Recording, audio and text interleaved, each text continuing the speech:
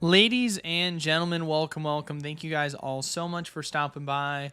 My name is Eli. Tuesdays and Thursdays are the days in which we have live Q&As where you can ask and I will answer any and all of your guys' questions. But before we jump into it, as always, we do weekly giveaways. All you have to do to enter, leave a like, comment down below, and subscribe to the YouTube channel. Outside of that, if there ever is any spots available, I highly recommend you hop on top and join the Patreon program where you can get access to Magic, Pokemon, Yu-Gi-Oh, Flesh and Blood, and so much more at wholesale prices. Outside of that, make sure that you follow us on Twitter to stay up to date whenever we post and enter into our giveaways that we are also hosting on there. And Discord is the place to be if you want to keep up to date on all things Pokemon USA related news. But I'm sorry for the delay, ladies and gentlemen. I had some important work stuff I have to take care of. It's been an absolutely fantastic past couple of days and weeks, so I apologize. I've been dealing with a lot, but let me give a shout out to those who are here so far. Collectible accounting info for now. Jester Beats, Daddy Zard, what's up? It feels like it's been a while. TT, Joker, Ripper, Scratch'em, Tori, Neb, Catch 'em All TCG, Trinell, CSD, Corn, and Jason X. What's up, ladies and gentlemen? Oh, well, look, it was doing the thing again. It was doing the zooming out thing. Well, hopefully we're going to have a good one today. Hopefully it's going to be a good stream with a lot of Q&As. It's been a long one. For those of you guys that aren't in the program that want to know the journey that I've been dealing with, but one of my distributors has they've screwed the pooch on Obsidian Flames shipments. And let's just say that it is currently in limbo being shipped to me. And it was supposed to have arrived on Tuesday. So I have been dealing with that, trying to see what we can do to get shipments out to me on time. And I was hoping that I was going to be able to do a break for everyone. But if I don't have product to break, then I can't do that. So yes, excited. But let's see if we got any questions so far. How long till MTG fans drive up Pokemon prices? I personally don't think Fab is where they end up after quitting MTG sale. That's so funny. People are not just going to quit MTG sale. I don't think that's going to happen. I understand that everything is always hyperbolic all the time when it comes to trading card games, but I just don't think that's going to happen. It's not like one of these things where, oh my gosh, Master Commander's absolute disaster of a set. This is the end for Magic. Like, it's like the equivalent of saying that about Pokemon when Steam Siege came out. Not to mention, too, you had Lord of the Rings as a set right before that, and it was such a good set that it brought people from Pokemon into Magic. Like, it was really well done. So I'm not really concerned about that and people leaving Magic. I mean, you're always gonna have these kind of sets that are gonna turn people away, but you know, that's just the name of the game, I guess. I can't wait. Catch them all.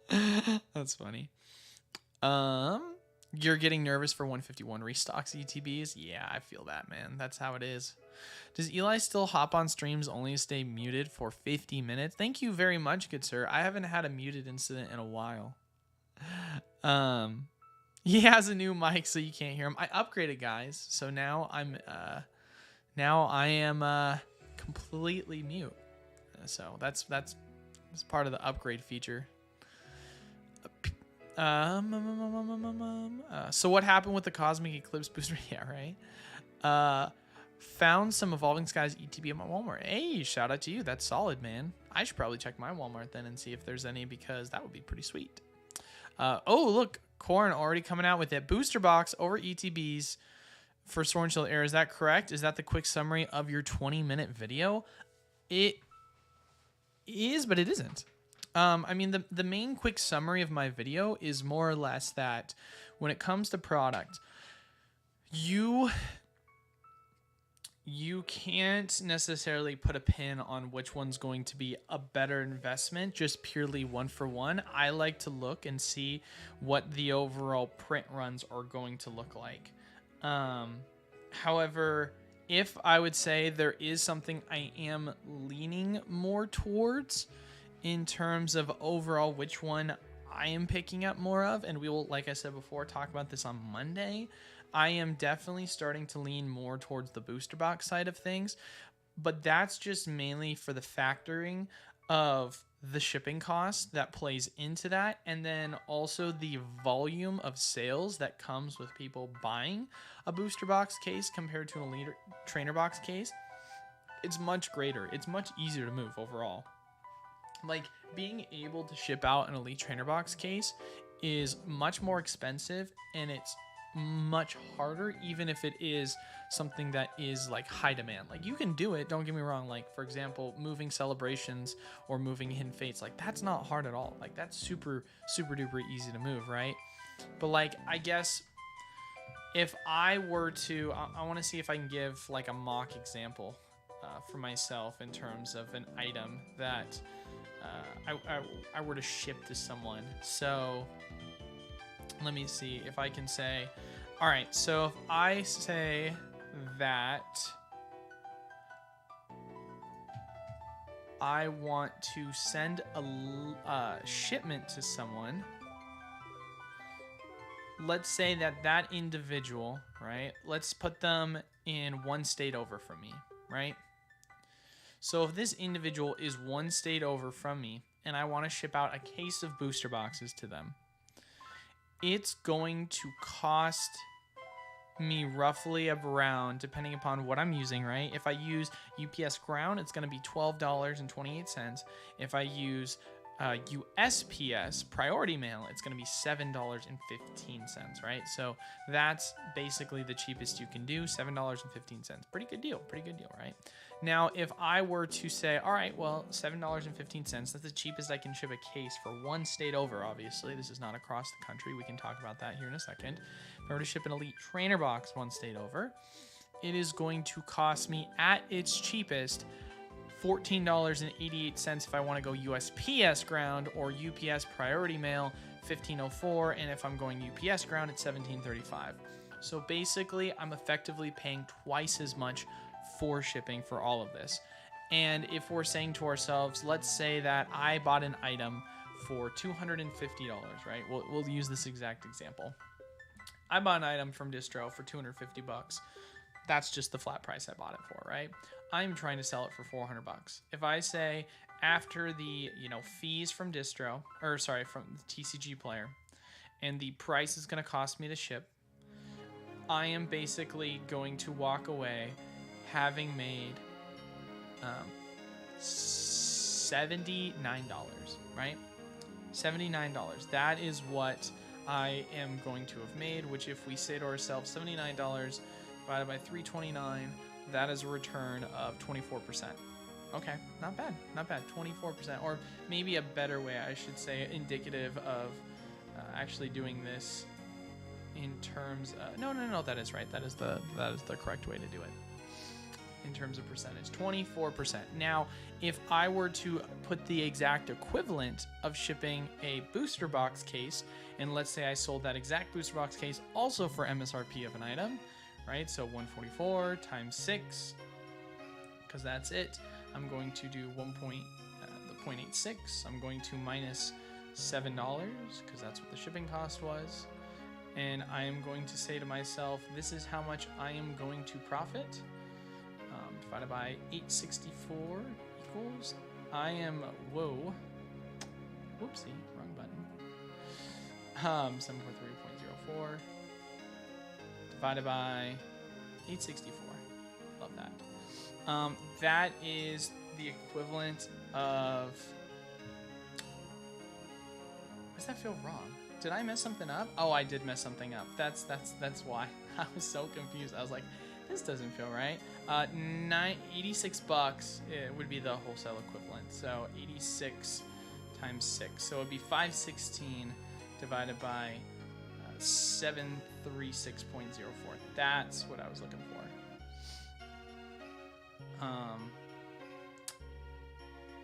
That would be... Is that right? That doesn't seem right. Is there something I'm effing up on here, ladies and gentlemen? Is there something that mathematically I'm doing wrong? it should be about like a 40% return, right? Isn't that what basically the math checks out to be? What the frick is the equation that I'm doing wrong here? I don't know if there's someone who can help me with that. I must have, you know what I just realized? I actually just realized what I did wrong because I'm an absolute idiot. Math is hard. It's 42%. I accidentally inverted the equation that I was supposed to do for the other way around. I divided the profit, not the original cost. So 42.6% was going to be the profit, and 329 divided by 250, which was the original investment, 31%. So I would have made an additional 12%. Jesus loves me, dude. I was so confused what I was doing wrong. Jesus loves me. I apologize, ladies and gentlemen. I was so confused. Like, what did I do wrong? Oh, wait a second. I did the math.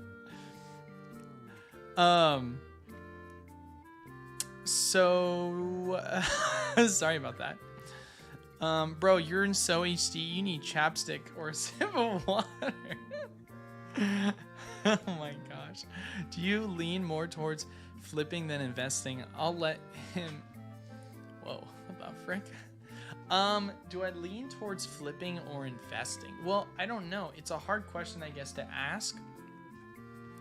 Hey, I'm sorry. I had a brain fart. It's been a long day, okay? I apologize. I figured it out.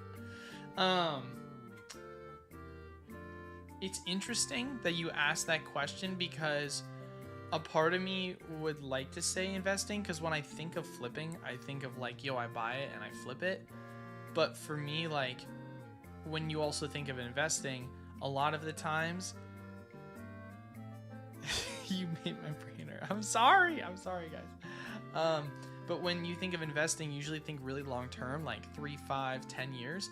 But for me, at the end of the day, because I specifically run the business that I run, I am going to consistently need liquidity to tie things up, or to not make sure things aren't tied up. And for that reason, I am going to never be sitting in a product for a long-term investment if I know I need to free up liquidity, right?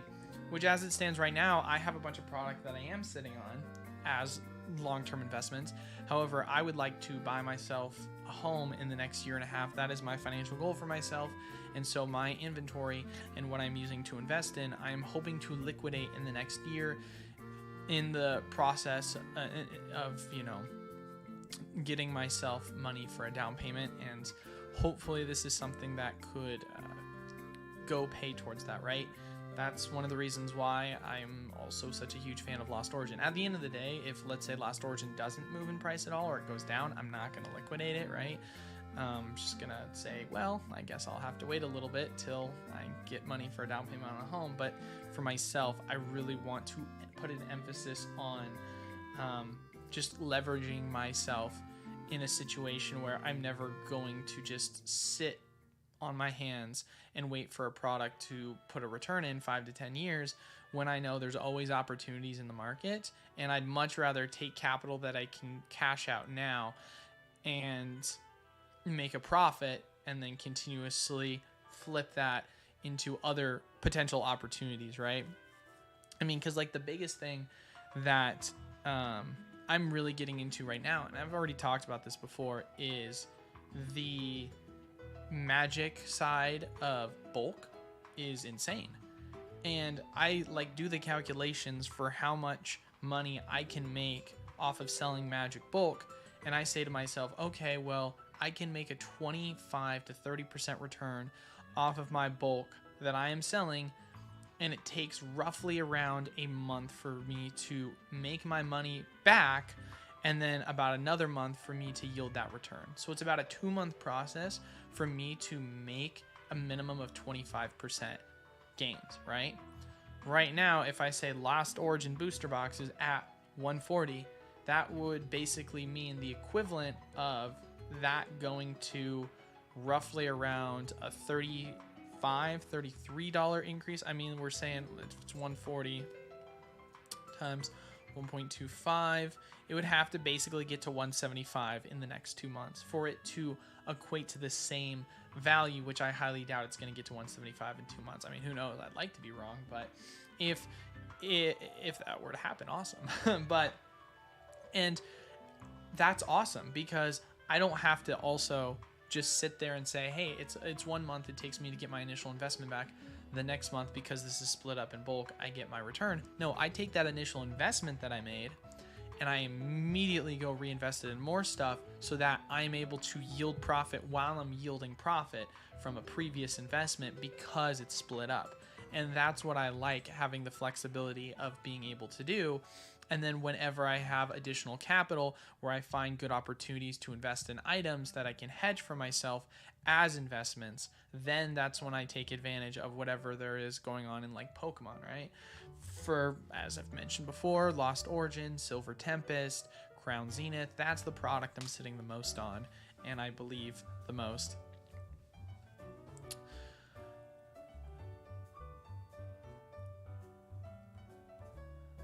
Yo, what's up, Tom? Good to see you, brother. Is Booster Box? No question. It's clear Pokemon changed their strategy to print more ETBs this past Sword and Shield era.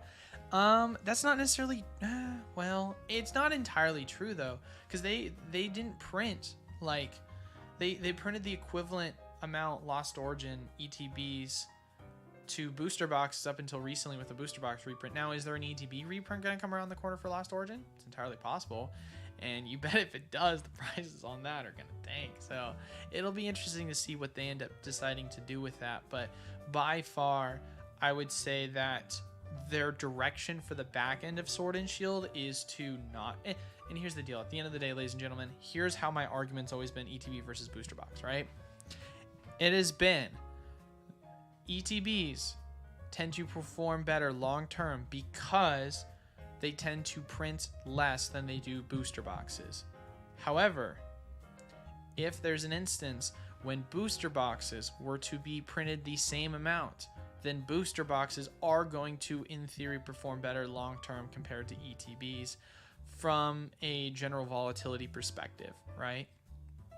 Right now, the back end of Sword and Shield, they have very much shown that they're not interested in reprinting a bunch of the booster boxes, which is why I think they are a good investment, at least in the short to medium term, compared to Elite Trainer boxes, based on the fact that they are not going to supply the market more than likely. That is just my general take on it all. That's just my thoughts. So it's like, have I changed my stance? No, because the stance has to be changed based on the math. But as far as it goes, you know, from the consistency perspective, things won't change until we start to see a new trend. And I know everyone wants to say that, once again, the Pokemon Company is now effectively going to print Elite Trainer boxes more and more, but they haven't necessarily shown that. The only thing that they've shown is that when they let ETBs run up to $140 because there wasn't a reprint, they said that they needed to reprint it, and the price of it obviously crashed, and that's about it. What's your thoughts on Generations? Too expensive at $40 a pack? I mean, it's a specialty set. It makes sense why it's that expensive. Do I think it's too expensive? At the end of the day, I think that Team Up's too expensive, but that doesn't matter because that's what the market wants. Crown Zenith ETB reprints confirmed by October. I did actually get a message from my distributor that we're potentially going to be able to order ETBs. I have to look into that more. I want to know what the limit is going to be on that, and so on and so forth. So I will keep everyone obviously posted on that. Dude, dude, if you're going to call me Eli, at least call me Eli Manning and not Eli Apple. Yeah, dude, summary for you. Yeah, what the frick, Mikkel? Why are you late, dude? Gosh. No, I'm kidding. Thanks for being here. What's the new Sunday gonna be content-wise? So my plan is for content is I'm going to do Monday. It's going to be Market Mondays is what my thought process is going to be. We're going to be having a conversation about what's going on in the market, and I'm going to have a discussion about that. And that's also going to lead into my general thoughts on, you know, is this a good item to invest in? Is this not a good item to invest in? What do I like? What do I not like? And what's going on? Wednesday is going to be a general content day for any sort of news related things. I want to be a little bit more expansive with that. So it's not just, hey, So they're reprint today. Hey, what's news on the newest set release? But it's just what's going on in the overall market, in terms of just, did something happen in Japan where we're starting to see prices specifically crash? Is there something where cards got stolen off the line and now someone's trying to sell it at a local game store, right? Like, very much trying to be a little bit more diverse with that. And then Friday, it's going to be a video about how to sell bulk and the process in which you can go through by basically starting your own TCG business. And although this is a Pokemon channel and I'm going to emphasize on it being a Pokemon channel, I at the same time am also going to still make references to other TCGs, but I don't want it to derive from the fact that this is still a Pokemon channel, even though I'm a huge fan of Magic.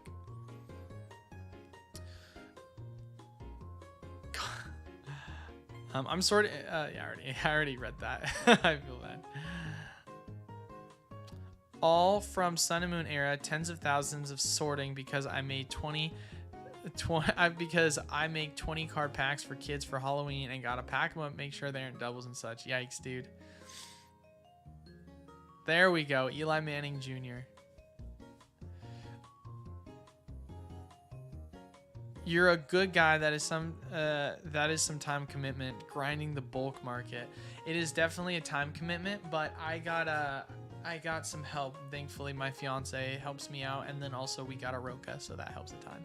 End of Sword and Shield era is gonna be some more Crown Zenith, and then it will all disappear. I mean, here's the deal, guys. If this is gonna be a confirmed reprint, and we're gonna have opportunities to take advantage of Crown Zenith ETBs, I'm going to go heavy into that as well. I want more Crown Zenith. I think, and in the ETBs, and more particularly. Does that still not scare me from the fact of the matter that from a long-term perspective, or should I say in a short to medium-term perspective, it might not perform well? Yeah, but that's why I'm saying that for that specific item, I'm less concerned about the long-term play of that and more of the short-term play of my booster boxes that I invested in, because that's what I care about the most because of how heavy I went into it. I've invested over $10,000 in Lost Origin booster boxes over the past 2 weeks.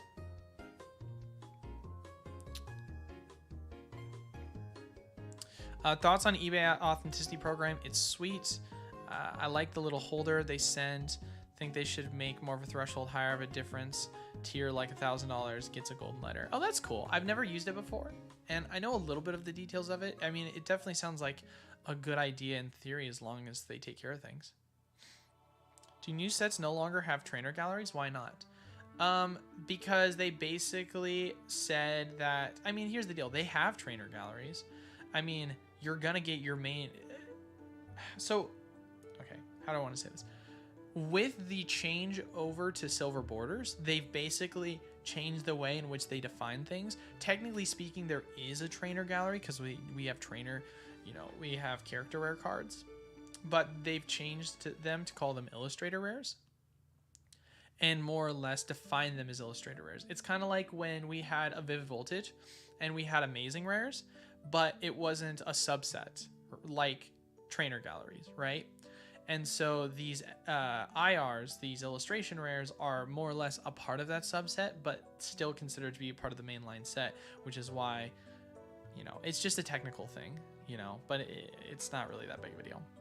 Crown Zenith ETBs are up on distro for me, but they want $47.50 in ETB barf. What distro is charging that much, Kadabra? I have a feeling I know which one it is, but I might as well ask. That's brutal, dude. $47.50? Yikes. That is not good at all. Let me see if there is any sort of news on my end, looking at one of my distributors to see if they have any. I'm hopeful they're going to have it for a decent price, but you know how it is. The name of the game with a lot of these distributors, they're Always be gouging, baby. That's the way that the game is played. Always be gouging.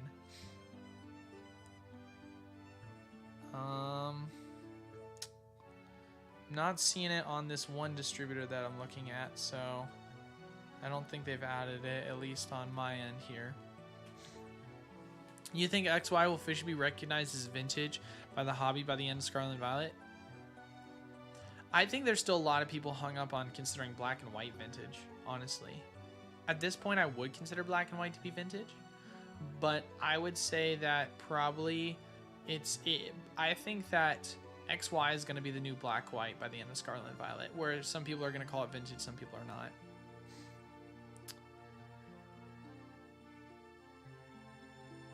Want to get a day talking about taxes? Tyvek shipping. Tyvek is definitely been one of the most requested ones. I'm late to the party, guys. There's a CZ ETB reprint. Mad Owl. Yeah. I don't have Mad Owl as a distributor. I've thought about applying for them, but I can't remember how they are.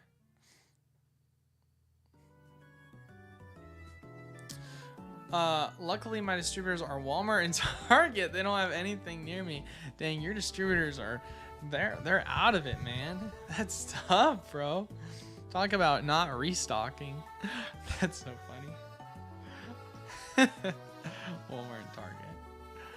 But yeah, I'll be interested to see what ends up happening as far as it goes. Let me see if I can go back and look at the email that I was sent. See if I can look into the detail. Pokemon pre-orders.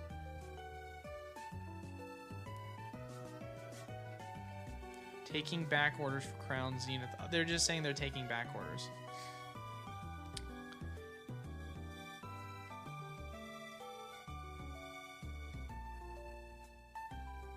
Interesting.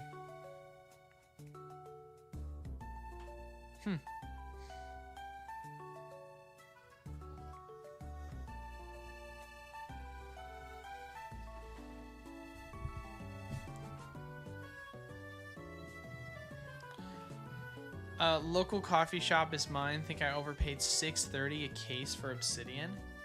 I mean, at the end of the day, that I wouldn't say is overpaying now, but we're gonna look back and we're gonna say in super short time here that might be overpaying just based on how I think the market's potentially going to look for that. Cause holy moly, you best be believing that the Obsidian Flames booster box prices are going to tank here relatively soon. Also, this is a little bit of a random question for you guys. How does my, what's the word I'm looking for? Inflection in my voice sound. Do I sound all over the place, or is it like pretty consistent? Because I know sometimes I make like, how do I want to say this? Dramatic noises, we'll call it. And sometimes it causes me to sound louder from time to time, where I just randomly decide to do that for emphasis. And it's like, is that more defined now with this new microphone where I should just not do it at all? Like, I'm just curious, because I was watching my last video and at least I felt like I noticed that when watching it. So I just want to make sure, for the purpose of content related, it doesn't just sound like a freaking roller coaster of people turning the volume up and down. What are your thoughts on selling mystery packs, i.e. sending older packs in with modern? Well, Delret, I've sold mystery packs many times. I mean, I do mystery packs all the time. I'm probably going to have one relatively soon here. We want more inflection, wake me up. Soothing, I'm getting sleep. You sound more manly? That's funny. That's funny. Let's take a look at how the market's going, right? Let's not get too sidetracked here. Let's have a conversation about what's going on in the overall market. First and foremost, everyone watching Evolving Skies right now? Because it's at 460. Is it being bought at 460? I guess. I don't know if this is legit or market manipulation, but this is the reality of the situation of what's going on.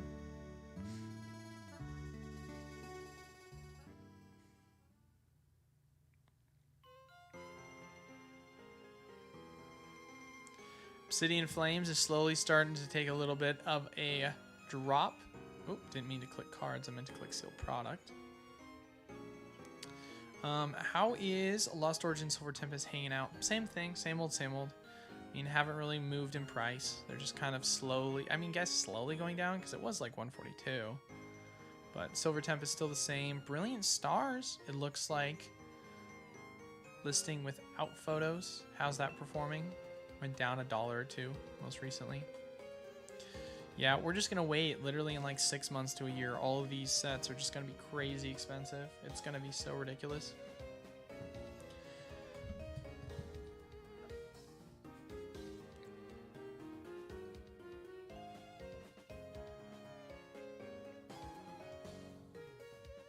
Is there anything else noteworthy to have a conversation about with what's going on in this?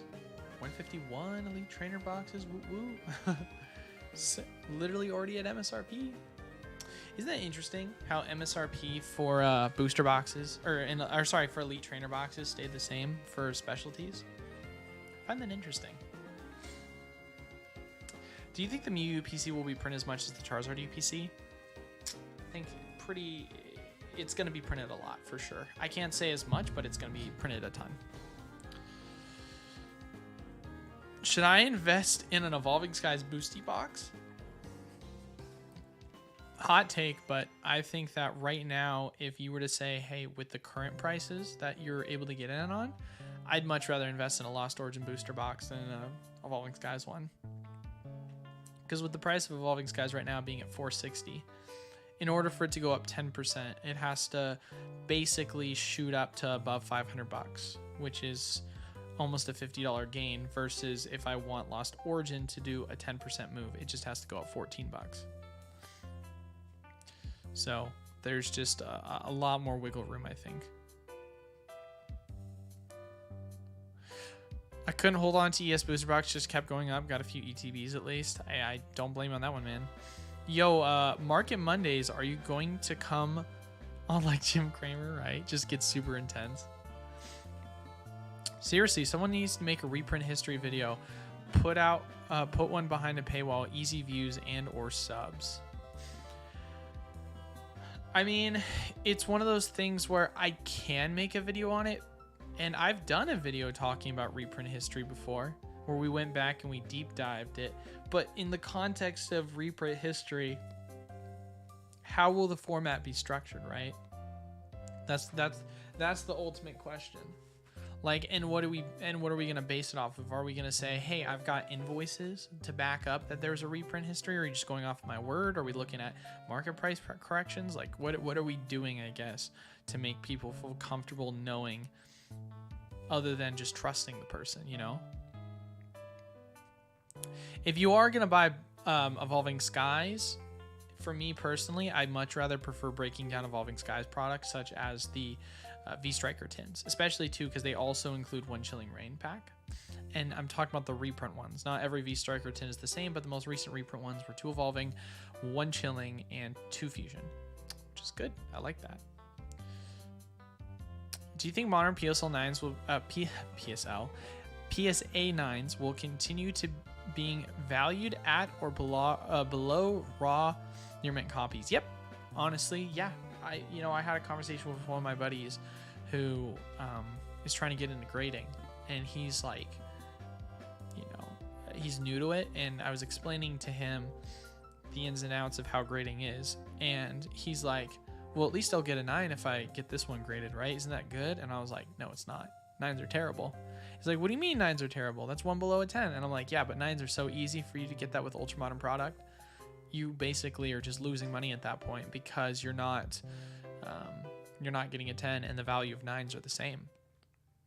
So I think that, after having that conversation, I reflected on it and was like, man, really, with the quality right now that they're pumping out, it is so easy to get 9s that it's almost like you have to just have a terrible centering on your card, or somehow have it be scuffed out the pack, because otherwise 10s are cakewalk with ultramodern. So the value of 9s are just going to stay below for that reason. But that's at least my thought process for the Sword and Shield era and continuing on. That's just how I look at it, because we didn't like have a specific set in the Sword and Shield era, which was known for having terrible print quality. Like Lost Origin, it had issues with some of the cards fading, but for that was for commons and like non-holo cards. But in terms of overall like value-wise, it didn't really affect the expensive higher-end cards. Whereas if you go look at Burning Shadows, for example, in the Sun and Moon era, that was a set that was known for having terrible print quality. And there's a reason why the 9 is a lot easier to get than the 10 for the Charizard. And same thing goes for XY Evolutions with the holographic Charizard. There's also a reason why that one's super hard, even though XY Evolution's been printing to the ground. Dang, I stacked up a bunch of 9s of Shining Legends. Way to ruin my day. Well, I mean, but the thing is when it comes to this argument, like I said, this is more geared towards Sword and Shield and newer. I think that you could see some cards that are older Sun and Moon era, older XY more particularly, that are in 9 condition that can still perform well.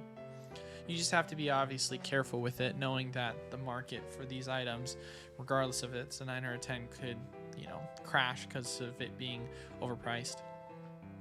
Not the hottest set, but would you rather have Ancient Origin build and battle kit or Lost Thunder build and battle kit for long term? Ooh, I mean, just for the fact that I like Ancient Origins is a better set. I think it's a better set. I like it a lot. Ancient Origins, I think, is a really good set, as much as people gave it a ton of crap when it first came out and said it was an absolute brick. I think it's a great set. I like it the most specifically because it has a lot of the Gen 3 Pokemon in it, including Rayquaza, and what's not to like about that? I mean, I understand that we've got a Lugia and a Suicune in Lost Thunder, but I mean, come on, ladies and gentlemen. Ancient Origins.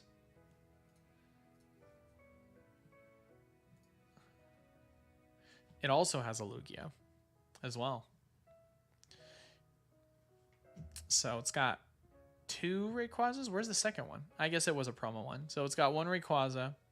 It's got Primal Groudon, Primal Kyogre, Lugia, Full Art, Mega Tyranitar. I mean, this is a good set. No matter what people say, this is a good set. So it's got a lot to like. Versus I go look at Lost Thunder and I say to myself, okay, well, for Lost Thunder, what is there? Okay, well, they've got a Suicune, they've got a Lugia, they've got a Mimikyu, they've got a Tyranitar, right? Like, they have some fan favorites. They do have waifus, which that is becoming more prevalent, more and more than ever. So I understand that there is a fad for this kind of stuff, and it's probably going to do well. Don't get me wrong. Lost Thunder is definitely going to be... I mean, it's funny, because I like Ancient Origin much more as a set, but it would not surprise me if, for the fact that this has more trainers in it, in terms of the art designs, that this set could perform better because of the amount of waifu trainers that are in it. I mean, just look at Whitney and how she's probably performed more recently. I mean, we're talking just up over 100% return. Like, she's just been going crazy.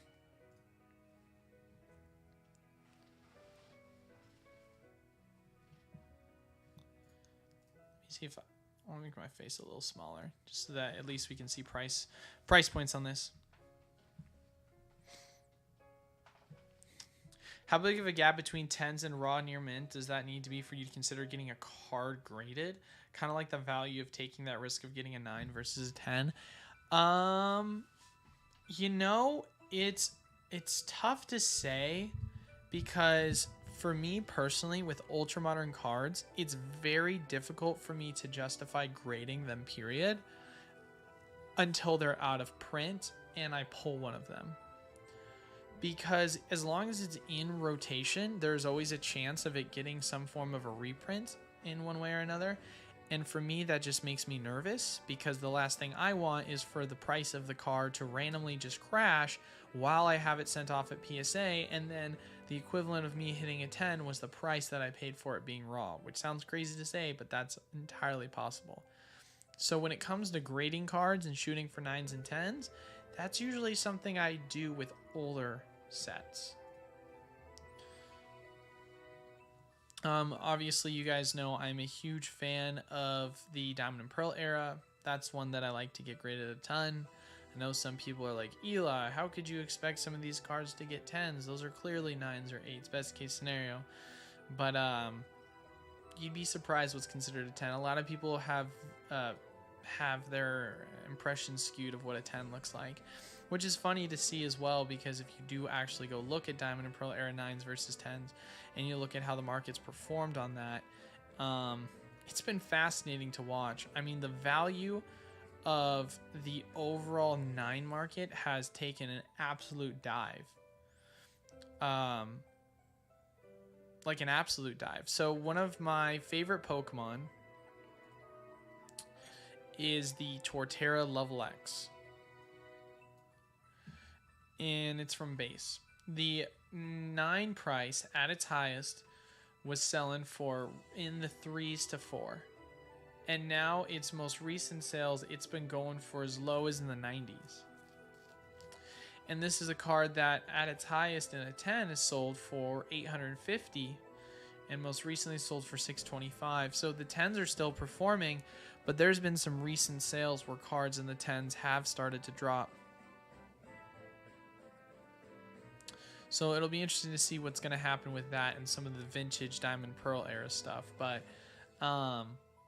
you know, and stuff like that, watching the price of these level X's and how they perform with their 9, that'll be interesting to watch long term here. Because I don't know if you guys who've been in the hobby for a little bit remember, but in terms of overall 9s for these cards, it was one of these things where you could basically pick them up for free. Like level X's in 10s were like 50 a pop like 3 years ago, and then the 9s were basically cost of whatever it was to grade. So they've performed extremely well. I mean, just looking at the overall chart for all time, I mean, it's really kind of hard to show it, but you know, $15.50 for the 9, and the 10 for this was $81, right? I don't know if I want to say this is legit or shill bidding. Eli getting on a plane. I don't know. I have a text message from my rep. I'll have to read it.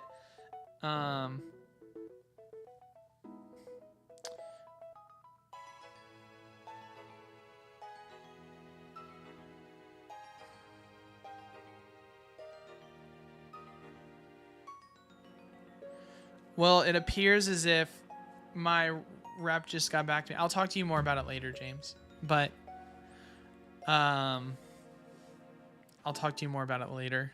But I was just reading the text message partially. Thoughts on Vivid? I just found some booster boxes in my totes and kind of want to open one. Okay, don't open Vivid. Vivid is not one that's worth opening because of the value of the cards. You're going to lose you're going to lose your butt on it, especially a booster box. I would definitely hold on to that. I think that'll do well long term. The waifu craze is probably here to stay. No, I agree. It's here to stay, which is why I think that arguably Lost Thunder will probably do better, even though I like Ancient Origins as a set more. No one going to talk about waifus are getting... Yikes. What do you say about the rocket rise of tag teams and the All-Star booster boxes? I bought one back in February 2023 for €300, and I think it was overpriced. And now it's over €500. Is it healthy to grow? Is it healthy growth? I would say so. I mean, at the end of the day, man, it's like... This is the way in which the Japanese market is. The Japanese market is, you think it's expensive now, hold my beer. Like, it's going to get more expensive.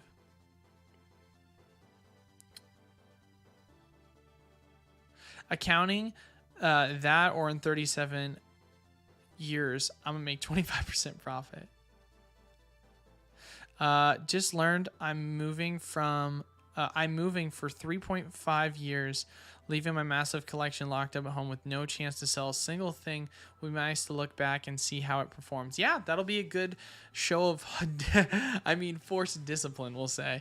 No chance of you accidentally opening up some of your investments, which some people who I've discussed have done. I mean, I've done that before, if I'm being honest, too. I bought some Hidden Fates Elite Trainer boxes and been like, I want to open one because it's fun. I can't say I do that with booster boxes, though. Not unless they're like battle styles. I'm like, I might as well open it. Right? Why do they print so few 151 boxes in Japan? I don't know. That's a good question. And I think a better question with that would also be what's going to be next with that. Are they going to print more in the future? Kind of like what they've done with V-Star Universe with multiple prints and VMAX Climax? It's entirely possible. We can see something like that happen. I want to look at actually a little bit of these cards and see how they're performing in 9s.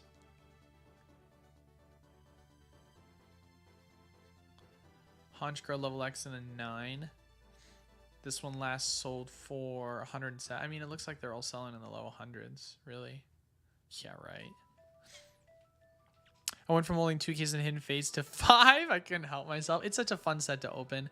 That's a set that is just such a blast, and it will continue to be a blast to open.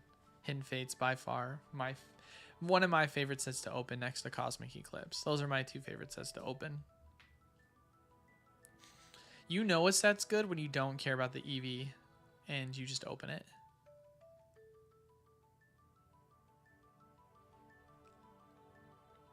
I mean, it makes sense to me, Zachy. My method to keep my investments sealed is sealed them in plain cardboard box so there's urge to rip drops drastically. I mean, dude, literally mine is just all in sealed cases in my storage. Like, that's just kind of what I'm doing. Just tons and tons and tons of product. It's kind of funny to see how quickly I've rebuilt up my supply after the move.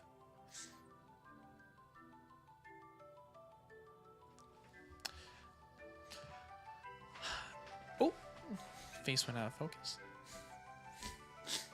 But yeah, I don't think there's a set though right now that I can really just say to myself I would ever consider just opening, because it's just so fun for me to open. I mean, if I'm opening Scarlet and Violet, it's definitely not because it's fun. It's because I'm like, well, better than selling sealed, I guess. Sell the singles.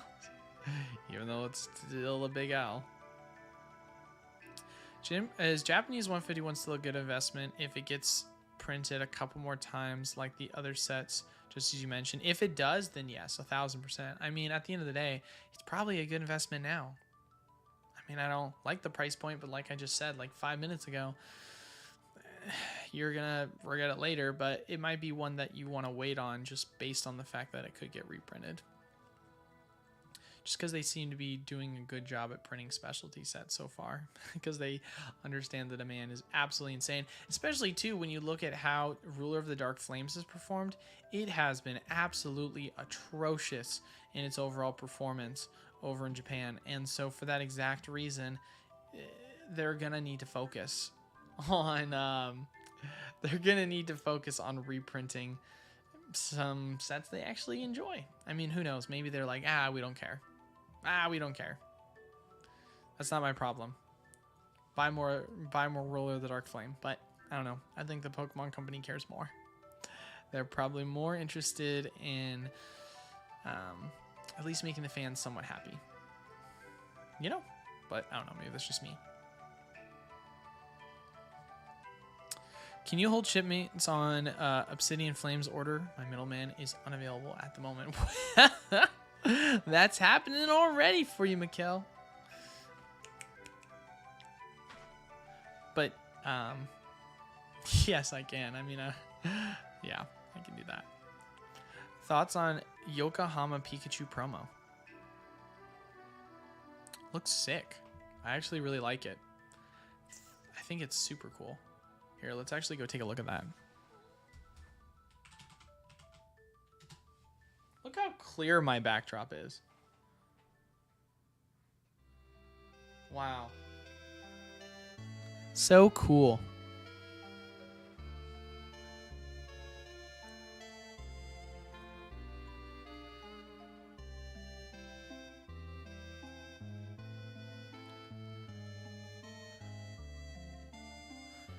I really like this. I think this is so cool. Doesn't matter when an OBF gets shipped, it's already in the negative. Well, yes and no. Yes and no with that one. It's like, it's in the negative, kind of. It is, but it isn't.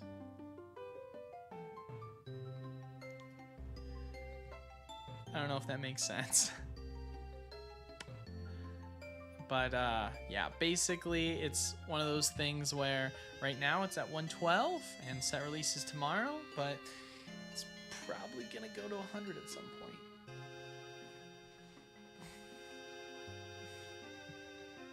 I think 151 is gonna be fun to open as well, Zebra. I definitely am gonna be a fan of 151. I think it's gonna be really good.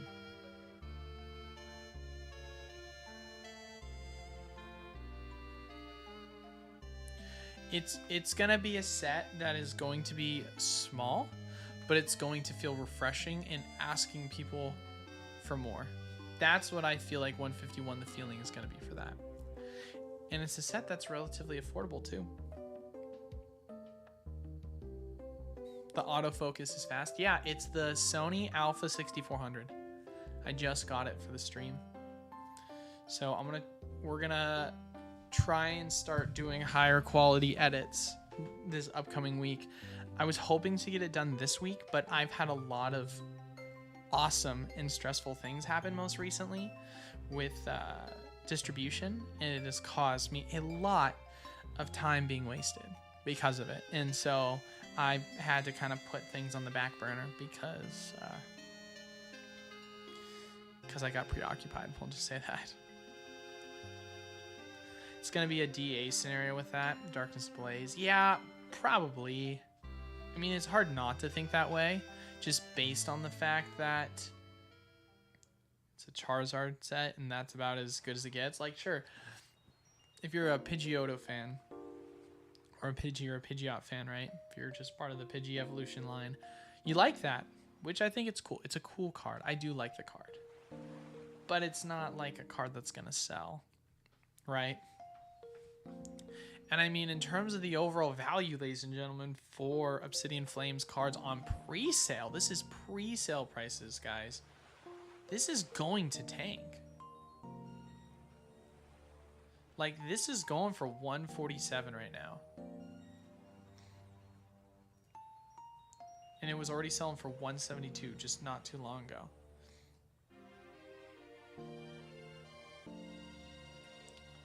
Like, I don't know, man. It's...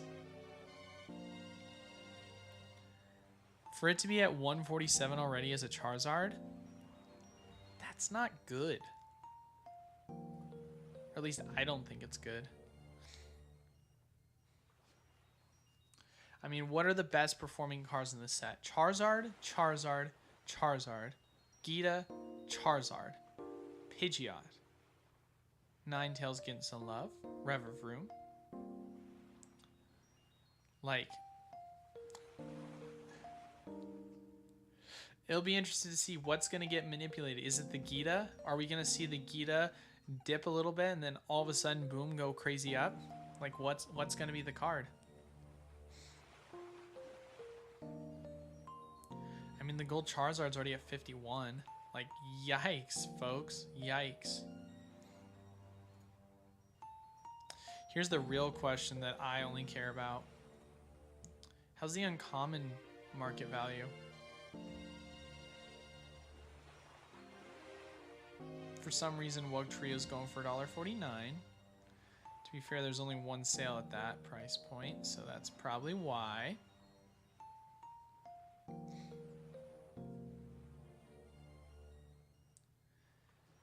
Looks like the uncommon market is not looking good.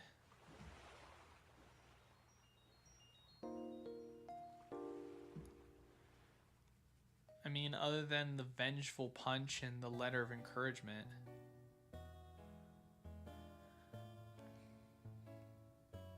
But those cards will probably tank on release, right?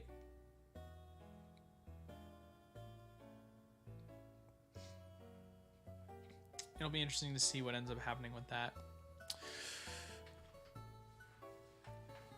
Do we know what to expect to pull the pull rates for 151 to be? It always makes me chuckle when people say sets are too easy and they don't like it, but then they drool over Hidden Fates.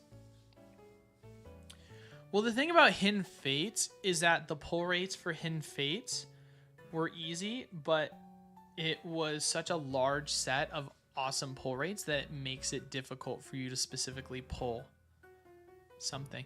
Here's the deal. I think that in terms of overall balance, the Pokemon Company knows what they're doing. And what do I mean by that? Everyone complains about larger sets, but at the end of the day, what is the biggest thing that everyone is upset about? Sets that are too large or sets that are too small. It's always going to be a complaint, right? And what's another thing? Sets that are too easy to pull and sets that are too hard to pull. So the Pokemon Company said, how about we try our best to do the combination of both, right? Where basically, hey, we're going to make it to where it's not exactly easy to pull these cards. However, it's not going to be hard. And with that, we're going to make a large, diverse pool of options for you to pull from, so that it feels like you're able to pull something easy, but there's still a chase with the top cards, right? It's kind of like with, 1 in every 10 packs, I think is what they said, for a shiny full art in Hidden Fates. 1 in every 10, that's 1 elite trainer box on average. That's easy. That's easy to pull, right?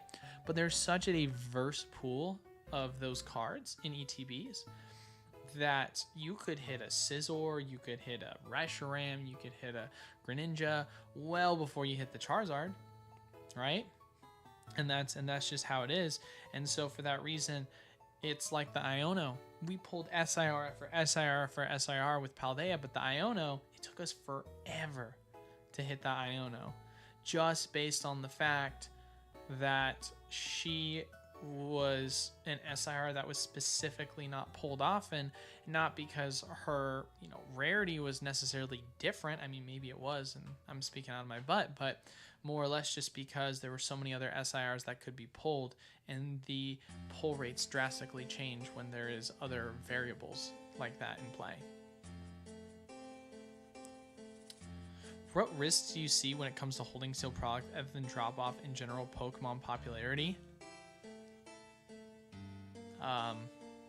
Your product gets stolen or damaged.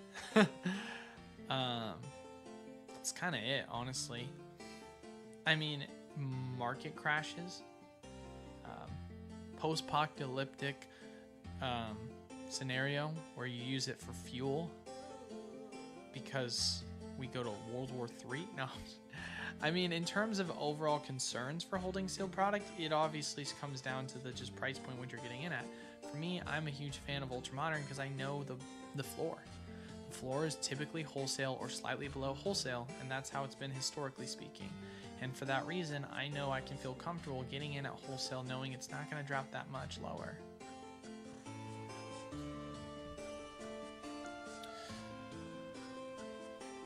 Now, if you're saying, but then if you're saying, oh, well, Pokemon, other than Pokemon dropping off, I wouldn't threat sealed, I'd just threaten Pokemon in general.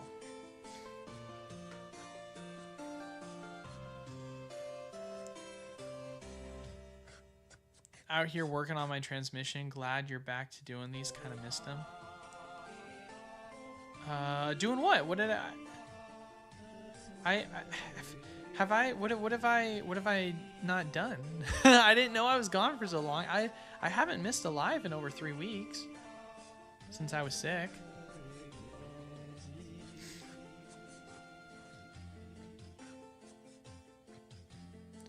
An All-Zard SIR playable deck would be dope. I think OF Pidgeyline is the best triad since small but mighty collection babies If they do a triple tag team in later sets, I want the trio by same artist. Everyone will want the 151 Mew, so those UPCs will do well no matter how many are printed. I ordered 12. I mean, yes, but they're probably going to go to wholesale prices at some point. I'd be surprised if they didn't. So keep my ETB energy pack sealed. You get it. I agree. I think the Charizards will do really well once it goes out of stock. The lives, you were sick there a bit, just didn't realize how much I missed these past ones. Hey, well, I appreciate that then, Necro. Yeah, no, I mean, it was brutal when I was sick. It was so bad. It's funny, I was literally thinking about that last night. I was like, thank God I am over that, man. That was brutal. I had such a terrible time while I was sick, not being able to talk. Yes, hit that like button, ladies and gentlemen. Make sure you leave a like, comment down below, and subscribe. Hit that notification bell, stay up to date, and keep that algorithm pumping so we can get more people in here. Can't thank you guys enough for the love and support as always. But yeah, I've always liked doing these lives. Lives are always fun to do. And it's funny, I will say some bad news though pertaining to lives. I am more than likely gonna go, when we get to the new schedule, down to 1 Q&A a week. Because the other day, we haven't determined what day that's going to be yet. It is going to turn into a break day. So we're going to do once a week break, and I'm going to try my best to make it vintage booster boxes consistently. So Primal Clash is going to be the one that we're going to start off with, as voted for last time. I believe 151 set will definitely be talked about 10 to 15 years from now. Definitely looking forward to the Blastoise as a Blastoise collector. Yeah, I mean, it's about time we got an alternate art for Blastoise and Venusaur. And I think they look good. I like the Blastoise a lot too. I have a sealed Sylveon collector box from ages ago with the revelations and first fairy energy, but I have no idea what it's worth. It's probably worth a good amount, honestly. Are you talking about from XY, I assume? Man, it's so funny. It's one of those things where you don't know what you have until it's gone. I think about the XY era, but maybe that's just because I'm such a fan of Omega Ruby Alpha Sapphire. I love Omega Ruby Alpha Sapphire so much. I think that Mega Pokemon were such a good concept. And I am so sad that they stopped it, because I loved Mega Pokemon so much. Like, XY as a game wasn't bad. Like, it was not a bad game. XY was decent, right? I would definitely say it was the start of the downturn. But overall, when they came out with Omega Ruby Alpha Sapphire, man, they did such a good job of remaking that game. And the new additives that they added it to make it feel fresh was so well done. And it makes me so sad, because what Diamond and Pearl remakes could have been. Getting Pokemon Go vibes from 151. What do you think will fall flat like Pokemon Go, which was hyped? Pokemon Go was never hyped. Like, we can have a conversation about the fact that when it first came out, we discussed, oh, Pokemon Go is gonna have a shiny Zard and Venusaur and Blastoise. This is the first time that's ever happened. But ultimately, at the end of the day, other than that, the set looked very lackluster. It looks like absolute crap, and prices showed that. Prices for the Elite Trainer boxes were in the gutter. I mean, literally, the Pokemon Center exclusive Elite Trainer boxes, you could go kit this on TCG Player for cost, which is very rare. That would usually happen. I mean, if we just go to cards and we look at the cards for this, okay, remember when this was selling for 80 bucks? And now it's selling for in the 20s, right? The Zard, remember when that was selling for 30 bucks? Now at 8. I mean, a Radiant Venusaur is going for $3. The only shiny Venusaur in existence is going for $3. I mean, obviously it's a Radiant and it's got a Pokemon Go stamp, but still, you know?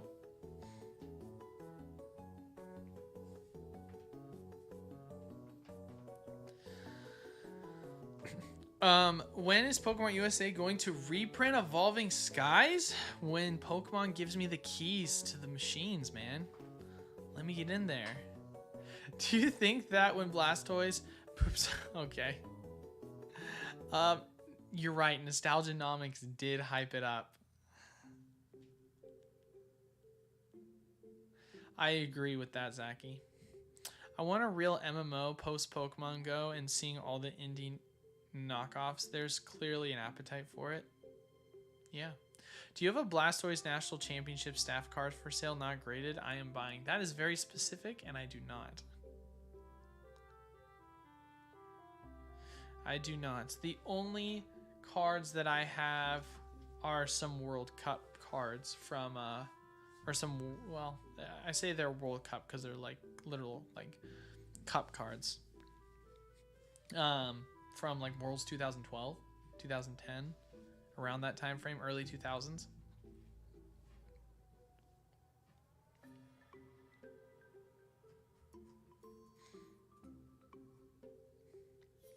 Thoughts on build and battle promos from Sun and Moon. Some reason I kept a ton of them sealed.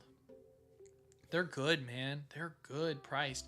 I mean, I talked about it with someone most recently where he was like, hey, I'm trying to do mystery pack bundles and I want to get Lost Origin. Do you know, or Lost Thunder? Do you know a good place to buy Lost Thunder for packs for cheap, loose? And I was like, bro, buy the build and battles. And he's like, what do you mean by the build and battles? I'm like, dude, have you seen the value of some of these promos? There's a Suicune promo going for $10 in there. Like, go sell the Suicune. Like, you could make money so that your EV on that is really cheap compared to what the market is. And he's like, oh, I didn't know that. So yeah, like, the promos are good.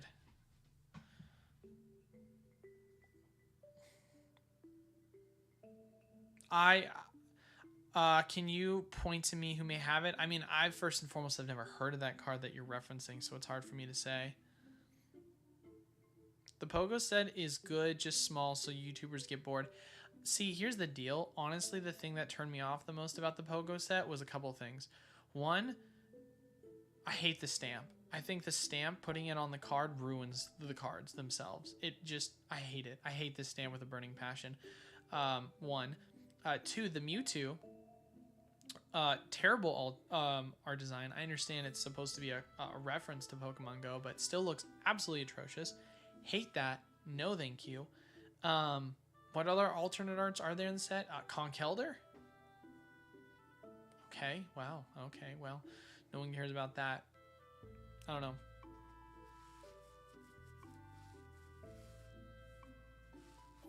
That's just me.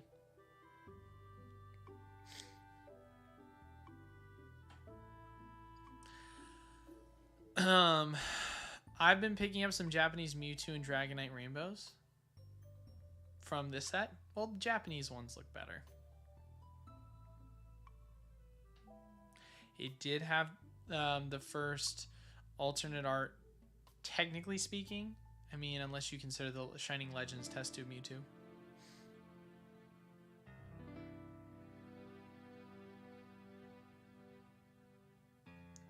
Crown Zenith ETB reprints in October confirmed. I love promos, really fun collecting them and knowing what it looks to acquire. I have WotC promo sets completed and the history is so nostalgic. Hey, that's sick. Bro, I slouch way too much. I'm over here like literally standing up and then I just start to slowly creep back down.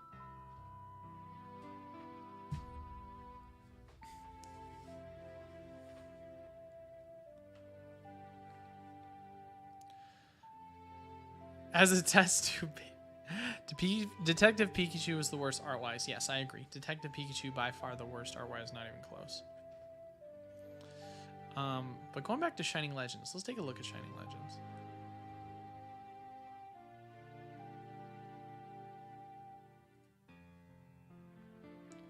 Here's a question for you, ladies and gentlemen. Maybe this sounds like a hot take to me. Do you think this should be that cheap? Like, I understand the price of it has technically gone up from 33 to 40-ish. Kind of, but not really. Maybe it's just me. I think this is really undervalued. I think some of the Shining Legends cards are really undervalued.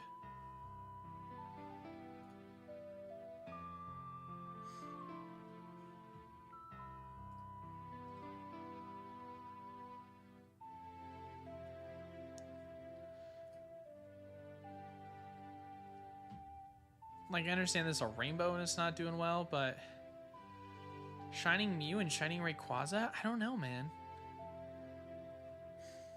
What is the, I'm curious, what is the, wait, what am I doing? Sets. Shining Legends. What is the 10 of this going for right now? Going for 131, and it's got a population of 2,447. No wonder it's so cheap. Jeez Louise, that's so nice. That's really cheap. I like that card a lot too. Man, I didn't realize it was that heavily graded. Wow.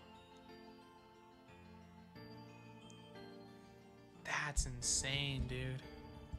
Okay, what's the value of the test tube?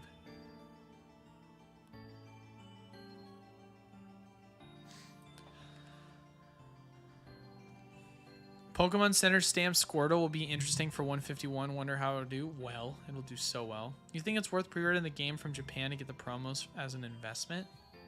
It's definitely not a bad play by any means.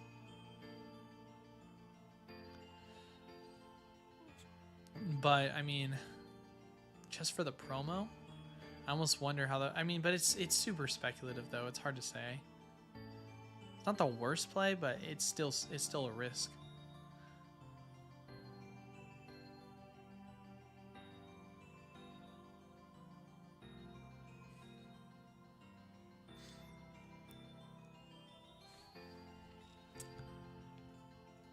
Yeah, it's interesting to see, man, with the set.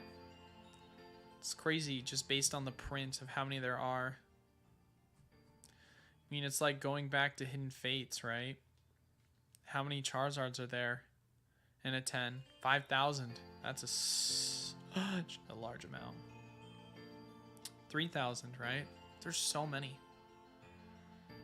There is so many in supply.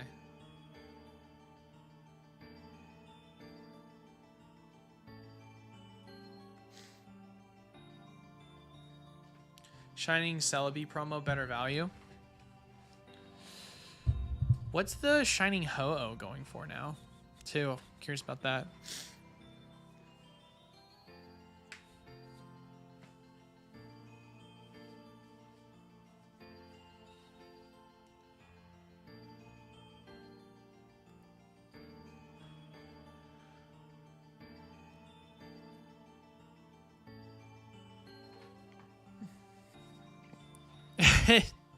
It is a little crazy how expensive cardboard is indeed. It's literally just cardboard.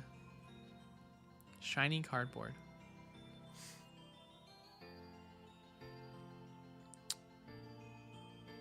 How many PC ETBs are you ordering per set?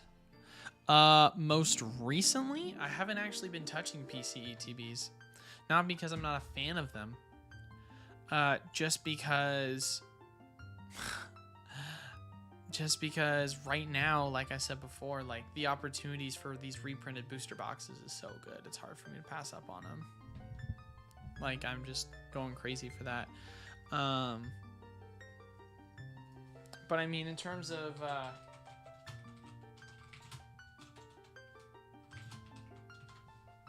elite trainer boxes, it's like, okay, let's take a look at them, right? Let's take a look at the elite trainer boxes. So Pokemon Center exclusive one for the ones that are available on the Pokemon Center website, right? Not doing too good, right? not doing too good for obvious reasons. Then we start looking at some of the newer ones.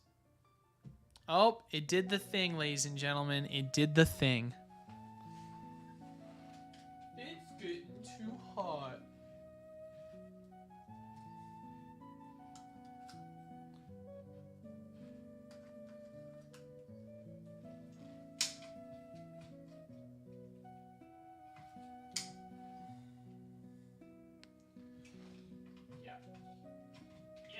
Yep. Did the thing. Fun. Love that.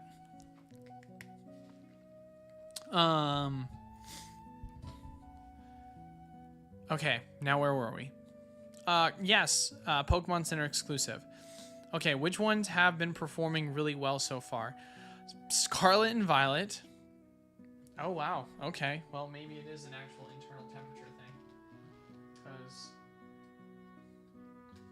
I just unplugged it and put it back in.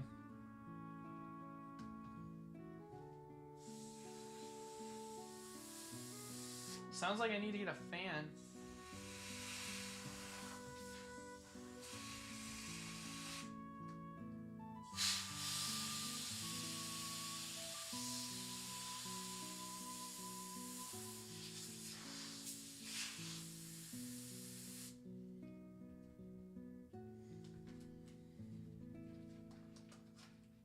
All right.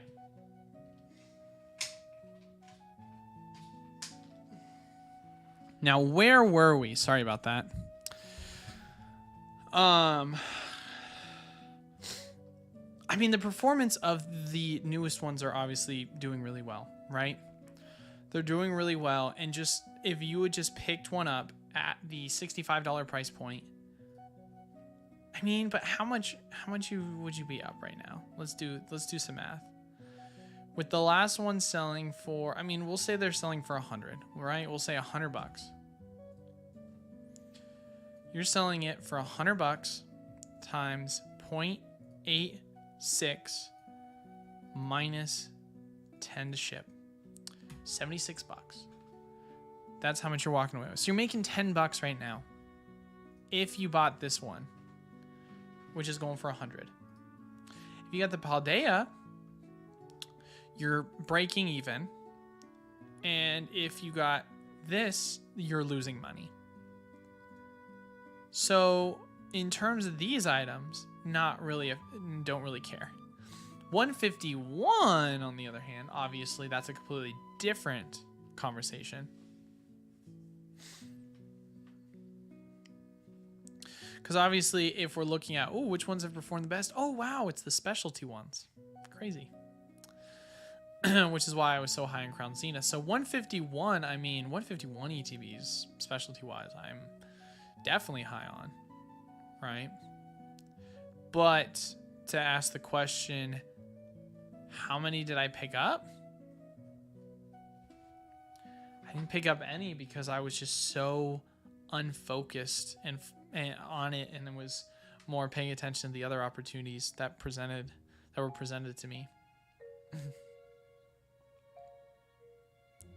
If you use manual focus at night, not overheat. I am using manual focus. Actually, wait, no, we turned on manual focus. And it literally like just made my entire face blurry. Average player says, loving the camera, Eli Chris. Oh, well, so much for my comment now. Hey, it was going strong for an hour and 20 minutes.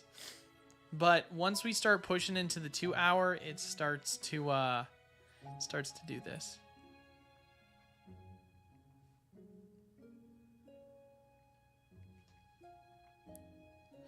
What will it take for a set like Evolving Skies to be in SV comparatively? It's gonna take a lot of really popular Pokemon that people like to get a lot of really good art designs. It's simple, ladies and gentlemen. It's so simple. Like, if we're being completely honest. Okay, 151, right? People are saying 151 is such a great set, blah, blah, blah, blah, blah, right?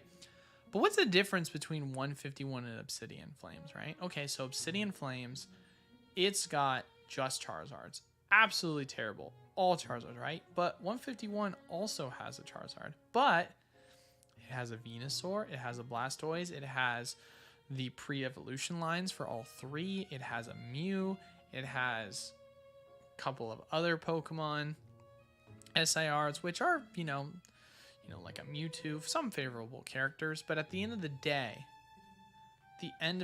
it's not a large set like Obsidian. But people still like it because it just has a couple of more Pokemon sprinkled in, and people like it for that reason. You take a set that's a larger set and you sprinkle in a large amount of ones that people like. It's easy. Easy dubs, right? Like, imagine if they said 151, they made this set, but they expanded it. And they said every card that was a holo is going to get an SIR. And every card that was a common uncommon is going to get a character. Can you imagine how that would have just blown things up? That would have been insane. So it's like you realize how really easy it is for a set like that to perform. All they have to do is just sprinkle in a couple of more high demand characters, and boom, it's the best set of the generation. That's what they have to do. And for us, that would be a main character of multitude that people like, right? Evolutions. Throw in a ton of evolutions with some fan favorite Gen 3 or Gen 4 or Gen 5 or Gen 2 or Gen 1 Pokemon. Super simple. That's it. What's good, John? Thanks for stopping by. Shining Mew's good, but the other Shining artworks and Shining Legends really lackluster, if I recall. I like PCTBs with exclusive stamp cards. It bothers me that they are inconsistent.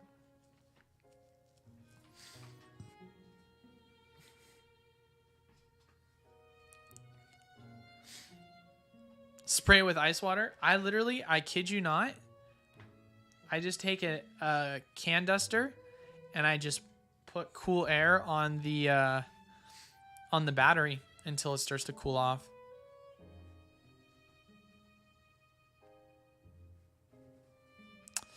I use a plush in place of where my face is on the camera to focus mainly.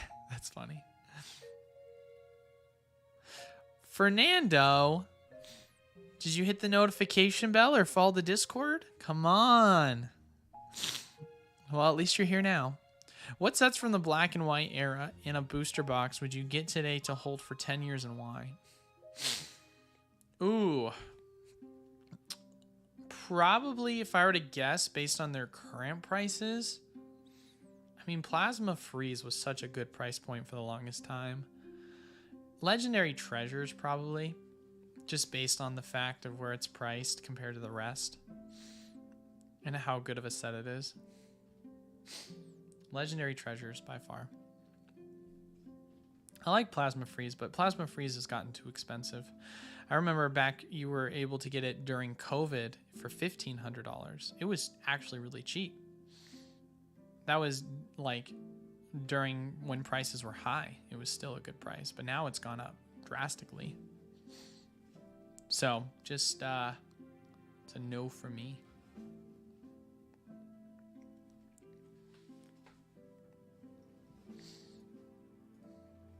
Yeah, LT is such a good set.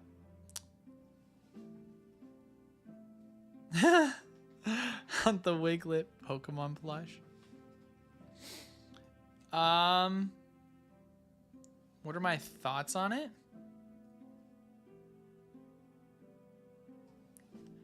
Well, I can't really give thoughts on it because I haven't seen it. Yeah, Legendary Treasures has some amazing hits for sure in it.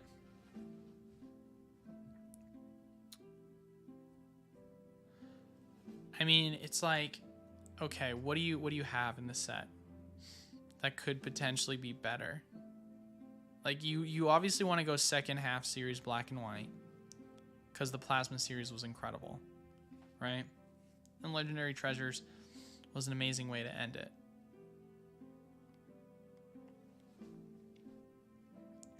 Even though Next Destinies and Noble Victories are pretty good in terms of pricing, there's a reason why. Like, this set, it's really just the Mewtwo, unless you're a Gen 5 fan or a Gen 4 fan, which I am. Whoa, sorry about that. That is a call from my distributor, who I have to bypass my do not disturb. I apologize about that. In terms of the overall, I will say though, ladies and gentlemen, I probably will want to wrap things up here in the next couple of minutes though. We usually go anyway till 2:30, but obviously I started a little bit later, but I just have a lot of very important things that I have to handle today. So it's only going to be about an hour and 40-minute stream today, just for that exact reason. But we'll get a last couple of messages out of the way. And then once we have that all taken care of, we will just kind of wrap it up from there. So hate to end it a little bit shorter than usual, but it has been like I said, it's been a long day having to deal with a lot of things. Never ignore a call from a distributor. Yeah, should I take it live on stream? Hey guys, yeah, what's up? Okay, cool. You said Crown Zenith reprint confirmed? You're gonna give me everything? Like, just on stream. Never ignore a call from distributor. Pick it up, right? It's not gonna be exciting, guys. It's gonna be about some stuff I'm having to deal with, but when Walmart and Target calls me, that's funny. But well, alrighty then. I'll just end it here then, because I probably should take care of that call because it's extremely important. But I want to thank you guys all so much for stopping by. Make sure, as always, to leave a like, comment down below, and subscribe. Hopefully, we should get things rolling by next week to have good quality edits. You know, depends if I have to take a flight for something. But as far as it goes, as always, if you want to enter into our weekly giveaways, ladies and gentlemen, leave a like, comment down below, subscribe. Can't thank you enough for all you do. But as far as it goes, hope you all have a wonderful rest of your day. Until